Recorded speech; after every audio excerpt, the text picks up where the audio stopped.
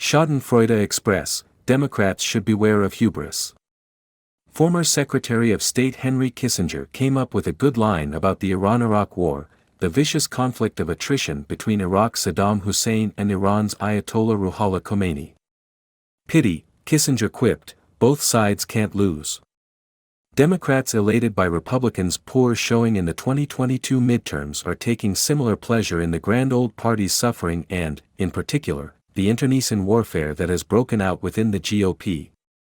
Representative Kevin McCarthy, whose gelatinous spine will land him in the history books for the wrong reasons, is battling the simply crazy elements of the Republican House caucus to win election as the next House Speaker.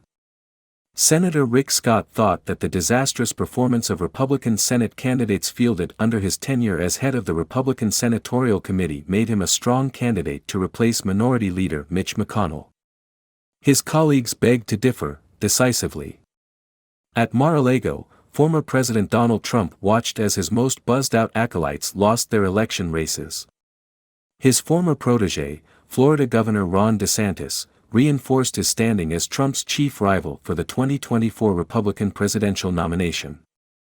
His crushing victory in his re-election campaign stood in stark contrast with the party's generally dismal performance, one for which Trump is widely blamed by Republicans and thanked by Democrats. Hoping to wrest the spotlight from DeSantis and reposition it on himself, and to throw sand in the gears of the Justice Department's accelerating criminal investigation, Trump announced before the midterms that he would launch his campaign to retake the White House on November 15. His announcement speech was a pallid affair, delivered to a ballroom full of hangers-on in sad cases by a candidate who sounded like a carnival barker on Librium. The reaction from those whom one expected to serve as Trump's Hallelujah chorus was worse than tepid. Some of those who attended grew so bored so quickly that they headed for the ballroom's exits, or tried to. Those who sought an early getaway were prevented by security guards from leaving. Once reliably fawning sycophants like former Vice President Mike Pence and former Secretary of State Mike Pompeo, hoping to run for president themselves, issued carefully worded, cautious statements intended to signal some distance, but not too much, from the big guy. Rupert Murdoch dissed Trump with gusto. Fox News declared DeSantis the new leader of the GOP, and the New York Post ostentatiously buried its dismissive coverage of Trump's speech, placing the words, "Florida man makes announcement," page 26, at the bottom of its front page the morning after Trump's campaign kickoff. Still, Democrats would do well to keep their chortling to a minimum. There was plenty about the midterms for them to worry about. For starters, despite oft-expressed hopes that they were poised to turn from red to blue, electoral vote-rich Ohio, Texas and Florida just aren't. Instead, the midterms showed that they are hard locks for the Republicans in 2024. Despite the hoopla about Democratic victories in Nevada and Arizona, those victories were razor-thin. Kari Lake, nutcake par excellence, lost the Arizona gubernatorial race by only 17,000 votes.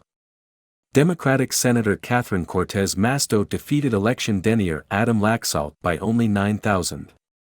In Georgia, Democrat Stacey Abrams lost her return match with Governor Brian Kemp by 300,000 votes. And Republican Senate candidate Herschel Walker, a virtual rap sheet on two legs, trailed Georgia Senator Raphael Warnock by barely 35,000 votes out of 3.9 million cast as the two headed to a runoff that could just as easily go Republican as Democrat.